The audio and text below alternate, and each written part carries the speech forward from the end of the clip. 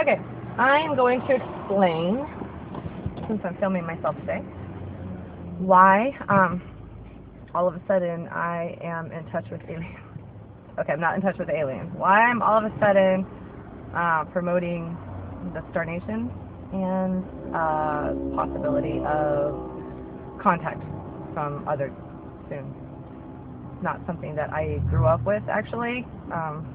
Matter of fact, I hated sci-fi, and I've never been interested in any kind of alien movie or story, for that matter, except maybe like E.T. Even when I saw Contact with Jodie Foster before, I don't know, it just really wasn't my interest. I was more interested in the supernatural and good and evil and, basically all the things that we can't see that are here. So, what happened was this. I had an 11/11 experience last week at Kelly's that is basically the biggest one that I've ever had since I've been noticing 11/11. In and of itself, if it happened to somebody else, then maybe the odds would be higher that in the end it was some kind of coincidence or anomaly. I don't know. But for a woman who's noticed 11/11 her whole life to the point that she actually went and wrote a book about it, to stumble across this 11/11 experience, I think that come on, give me a break, okay? Anyway, this is what happened. It was basically a spooky weekend over there, as it was, and I don't know, I ever just feel like everything is like electrically charged, and that's how it was over at Kelly's that weekend. But it was nighttime, and we were both in the living room, and I walked into the kitchen to get something from the fridge, and when I walked into the kitchen, I noticed the clock said 11:12 on her stove, the stove clock. And I said, as I was opening the fridge, why do I only notice 11:12 anymore? So she looked up, and she was looking at the clock at the same exact time I was, and as we were both looking at it, it went backwards to 11:11. And I'm not kidding, I'm not making this up, I have no reason to. I really didn't feel like dealing with this right now, to be honest with you. But it didn't stop there.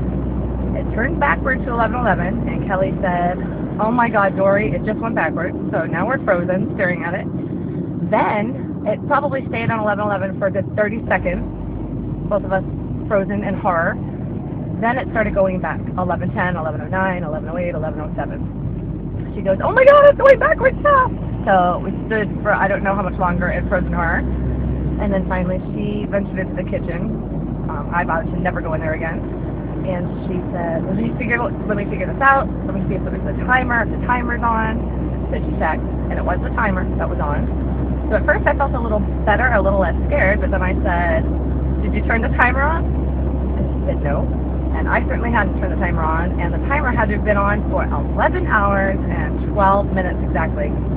Actually 11 hours, 12 minutes, and 59 seconds exactly when I walked into the kitchen. So that's very strange. The fact that if it was the timer, why did it sit on 11:11 for 30 seconds? Basically the whole thing. There's absolutely no excuse. There's no reason. There's absolutely nothing that I could say. It could be other than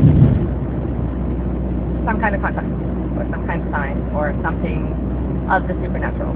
So, even the next morning something spooky happened, but it's something that at least I can say that was a coincidence, spooky coincidence, but a coincidence nonetheless.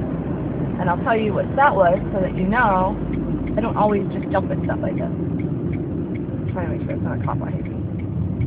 Sure would hate to get a ticket for filming myself.